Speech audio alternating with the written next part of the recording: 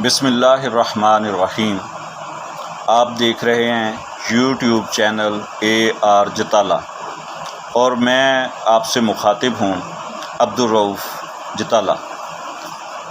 وَاعْتَصِمُوا بِحَبْلِ اللَّهِ جَمِيعًا وَلَا تَفَرَّقُوا۔ اللہ پاک قرآن مجید فرقان حمید میں ارشاد فرماتے ہیں کہ اللہ کی رسی کو مضبوطی سے پکڑو اور تفرقہ بازی میں نہ پڑو۔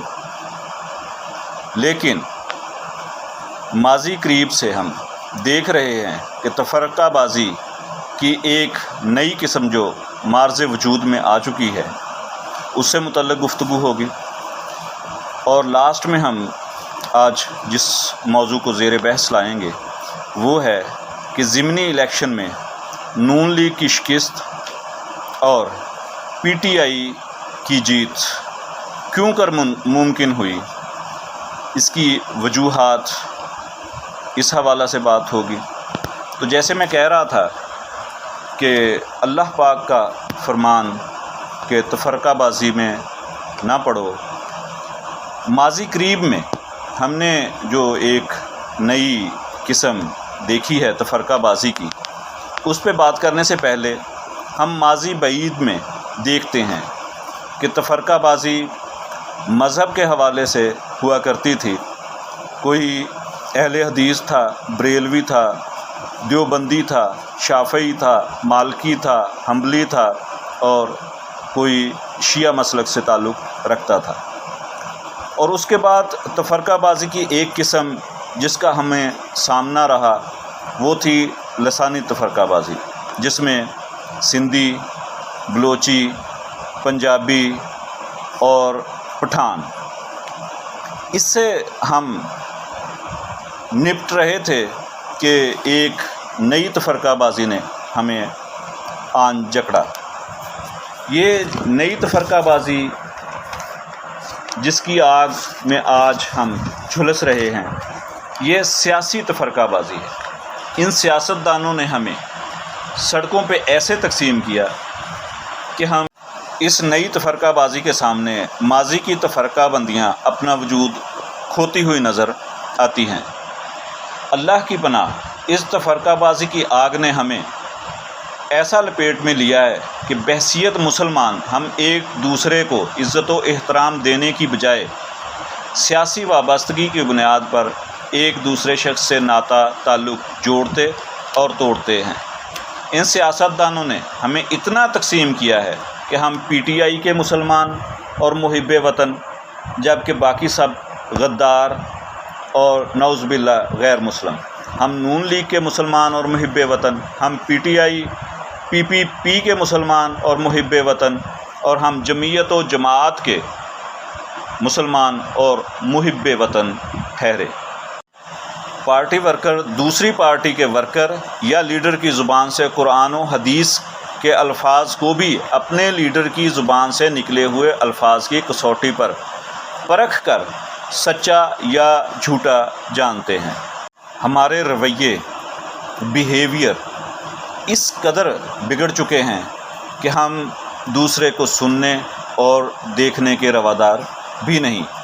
2-3 تازہ ڈیولپمنٹس میری بات کو سمجھنے میں مدد دیں گی۔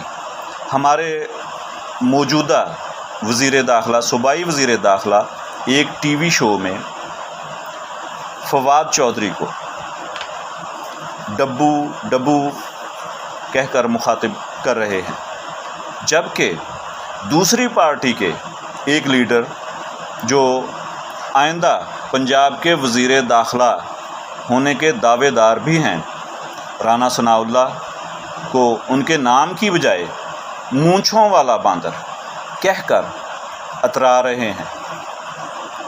یہ ہیں ہمارے رویے۔ اور مسجد نبوی سے لے کر جھنگ کے ایک سب MPA پر تشدد تک میں سارے معاملات کو کنڈیم کرتا ہوں، اور کوئی بھی ذی شعور انسان ان رویوں کو کبھی بھی اچھا نہیں سمجھتا اور نہ ہی اس کا دفاع کرے گا۔ اس ویلاگ کے شروع میں جیسا میں نے کہا تھا کہ ہم بات کریں گے لاہور کے ضمنی الیکشن میں نون لیگ کی ہار اور پی ٹی آئی کی واضح برتری۔ اسے جاننے کے لیے میں نے حلقہ کے ایک ووٹر جن کی گفتگو سے اندازہ ہوتا ہے کہ سیاسی معاملات پہ ان کی گہری نظر ہے، ان سے بات کی، تو وہ بات میں آپ کے سامنے رکھتا ہوں جس سے آپ کو بخوبی اندازہ ہو جائے گا کہ لاہور کے ضمنی الیکشن میں، پنجاب کے ضمنی الیکشن میں نون لیگ کی شکست کی وجوہات کیا تھیں اور پی ٹی آئی کس وجہ سے کامیاب ہوئی۔ سنیے رانا ساجد حسین صاحب کی زبان۔ جی السلام علیکم۔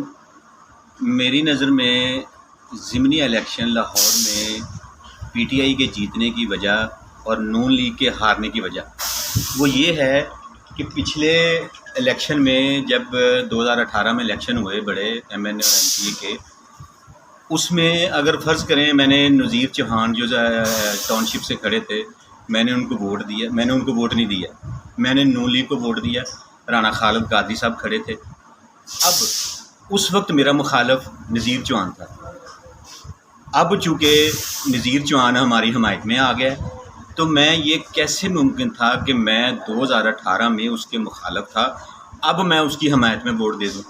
یہ میں نہیں، یہ میرے دوست احباب رشتہ دار جتنے بھی تھے سب نے یہی موقف اپنایا کہ ہم اس سے بہتر یہ ہے کہ ووٹ ڈالنے نہ جائیں۔ بہت سارے ایسے ووٹ جو ڈالے نہیں گئے، نون لیگ کو، شیر کو ووٹ نہیں ڈالے گئے، وہ یہی وجہ تھی کہ پی ٹی آئی کے ووٹ ان کو جن کے ووٹ جتنے تھے ان کو اتنے ہی پڑ گئے، اور نون لیگ کے ووٹ جو ہے نا وہ ووٹر باہر نکلا ہی نہیں۔ انہوں نے اس طرح کی کمپین نہیں کی کہ ہم اب جس طرح اپنے کینڈیڈیٹ کی کرتے ہیں کہ یہ ہمارا اپنا کینڈیڈیٹ ہے کہ اس کو ہم نے جتوانا ہے، کیونکہ نذیر چوہان آپ کو پتہ ہے کہ ہر بندہ ہی یہ کہتا تھا کہ یہ لوٹا ہو گیا ہے، یہ بک گیا ہے، یہ اس نے غداری کی ہے۔ جو بھی عمران خان صاحب کا بیانیہ تھا وہ لوگ اس کو انڈورس کریں یا نہ کریں، لیکن ہمارے ذہن میں یہ چیز تھی کہ یار نذیر چوہان کو ووٹ نہیں دینا، ہم ہارتے ہیں تو ہار جائیں، ہم نے ووٹ جو ہے نا وہ ڈالنے ہی نہیں جانا۔ یہ اصل وجوہات تھی لاہور میں ہارنے کی۔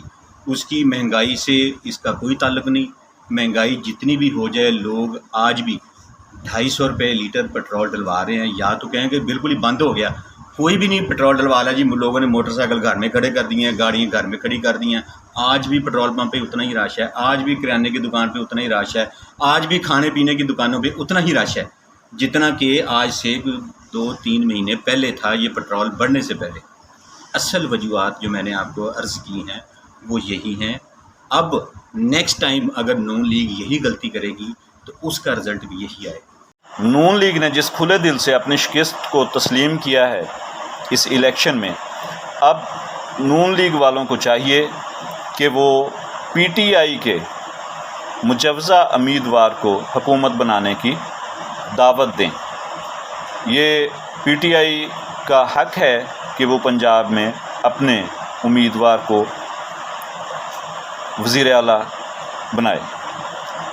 اسی طرح ہم مثبت رویوں کے ذریعے ہی ملک اور قوم کی خدمت کا فریضہ انجام دے سکتے ہیں، اور مثبت رویے ہی ہمارے روشن مستقبل کے ضامن ہیں۔ اپنا اور اہل خانہ کا خیال رکھیے گا۔ اللہ نگہبان۔ پاکستان زندہ باد۔